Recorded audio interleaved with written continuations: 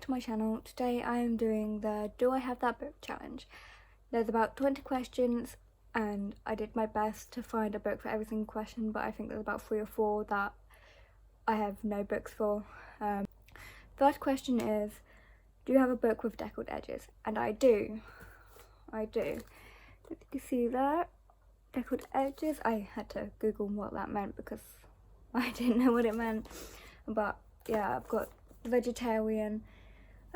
This was a weird book. I bought it to read for a readathon last year. I think it was a Halloween readathon, and it was very weird.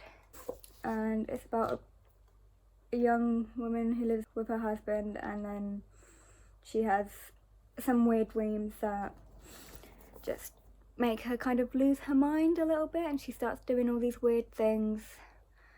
And yeah, it was a very strange book. I'm not sure if I enjoyed it because of how weird it was. I think I gave it 3 stars. Yeah, if you like weird, strange books, this is definitely one to read. The next question is, do you have a book with 3 or more people on the cover? Here it is, Meddling Kids. I could have easily picked a Harry Potter book, but I didn't want to. I'm not sure if this counts because they're only silhouettes, but I feel like it counts. And it's also got a little doggo on there, so I thought, why not? I haven't read this yet, however, I really want to. It's kind of like a Scooby-Doo type of book, but obviously not Scooby-Doo characters, it's like retelling. It sounds like it's going to be quite good, like it's going to be quite creepy, I feel like. And yeah, I cannot wait to read this book. The next question is, do you have a book based on another story? And I do. I have The Nutcracker Bleeds, obviously based on the classic story of the Nutcracker. I think this version tells quite a dark tale. Yeah, the cover looks a little bit creepy with all the rats and stuff. The fourth question is, do you have a book that is 10 letters long? It is The Mermaid. This is sort of like a Little Mermaid retelling. It's about a mermaid who meets this old man who lives by the sea, and I think they fall in love. It sounds like they fall in love, but I'm not quite sure. Then someone from like a circus comes along, and I think he's looking to acquire her. The fifth question is a book that starts and ends with the same letter, which I have The Sorcery of Thorns, which I've heard it's a kind of a book with like a book trope in it, which I do love. I love books that include kind of bookish things in them, because, well, I love books, and more book stuff inside books is the best. I haven't actually read all that much of it, but I've heard some great things about it, and hopefully it lives up to the hype. Okay, the next question is, do you have a mass market paperback book? I had to Google mass market paperback because, well, I didn't really know what it meant by that, and I do not have one. Moving on, question number 7, a book written by an author using a pen name. I do not have a book written by an author using a pen name. Okay, so moving on to question number 8. Do you have a book with the character's name in the title? I have loads, however, I picked Daisy Jones and the Six, but this is a very good book. It's a historical fiction about a girl who is a singer, and she teams up with this band of 6, and it just follows their kind of journey through their fame up until the end when they all break up and kind of go their separate ways. It was such a good book. It had a book with 2 maps in it. Took me a while because, again, had to look through a few books, but I've got The Lord of the Rings here. The maps aren't actually in the beginning of the book where they usually are. They are in the back of the book. There's one that actually has quite a few maps. So I think I outdid myself with that one. Next is a book that was turned into a TV show. I've got The Witcher, The Last Wish. I watched the TV show and the TV show is good. So I decided to pick up the books. It's about this man named Geralt of Rivia. He's a witcher. He goes around and he kills monsters and protects the innocents. Obviously there's a lot more to it. And the TV show, they picked the perfect man for the TV show, Henry Cavill. Ooh, he is a man I could love forever. The next question is a book written by someone famous for something else, and I didn't think I had anything, but then I realised I had Nevergreener by Ruth Jones. Obviously she's quite famous for being in Gavin and Stacey. She plays Ness, and well, you gotta love it. It's like a classic TV show now. I love to binge watch it. This book is about two people who had an affair. A woman was quite a lot younger than the man, and he was married, and then it kind of jumped forward to 17 years later and they meet up again, and well, you can kind of guess where it goes from there, but actually it is quite a good book. Don't think you would expect how it ends. So now the next question is a book with a clock on the cover.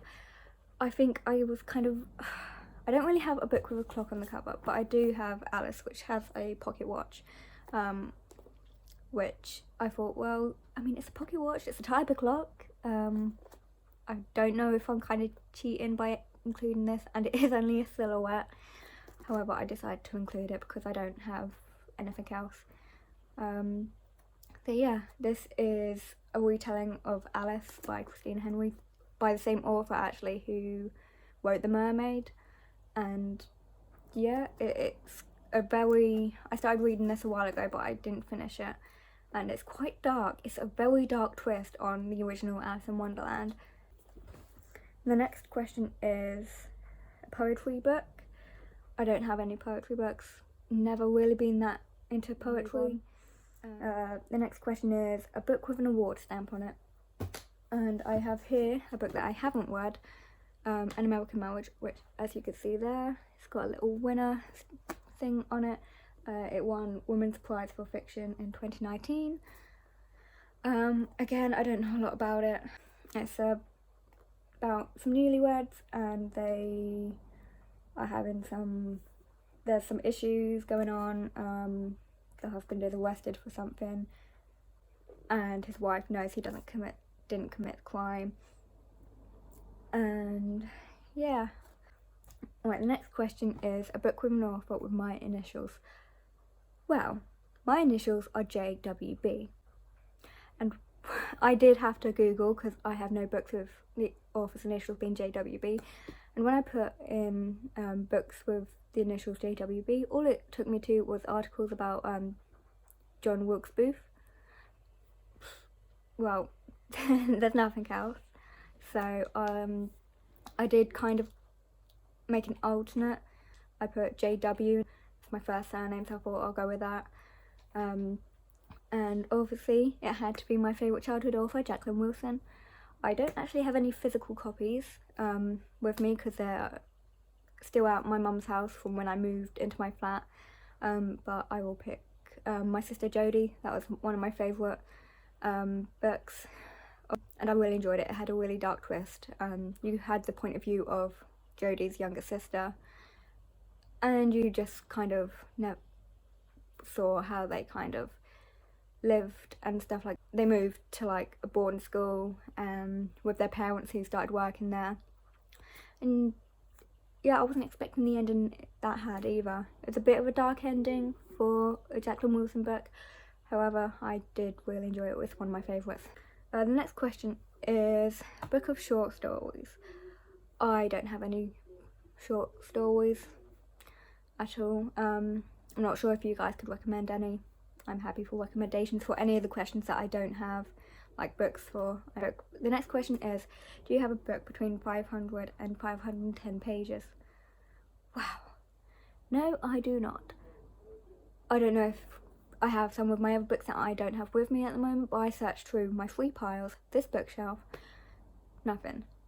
I got close with a couple. I think I had a book with 515 pages, but I did actually go with Starless Sea because that kind of came closest to 500. I know it's not exact, but this is 494 pages. That's only 6 pages away from 500, so it's a very beautiful cover, by the way. I absolutely love it. It's probably one of my favourite covers of books ever. Haven't actually read it yet, but I do know that it's a book with a book trope in it, which I love, and I don't understand how I haven't read it yet. Moving on, a book that turned into a movie. I picked Little Women. This is my absolute favourite classics, but this is the one book I would pick if I could only have one book to read for the rest of my life, which is saying something, because I've read a lot of good 5-star reads the past couple of months. Yeah, I'd still pick this. And it got recently turned into a movie with one of my favourite actresses, Emma Watson. I thought she was going to play Jo, but she actually ends up playing Meg, which I didn't know. The next question is, do I have a graphic novel? Well, I do. I definitely do. I've ranted and raved about this graphic novel in my April wrap up, so I'm not going to say too much. You can go to that video to see it if you would like. And for the last question is a book that was written by 2 authors. I picked The 18th Abduction by James Patterson and Maxine Petro, I think it is. This was recently gifted to me, and unfortunately I cannot read it because I have to read the first 17 books first.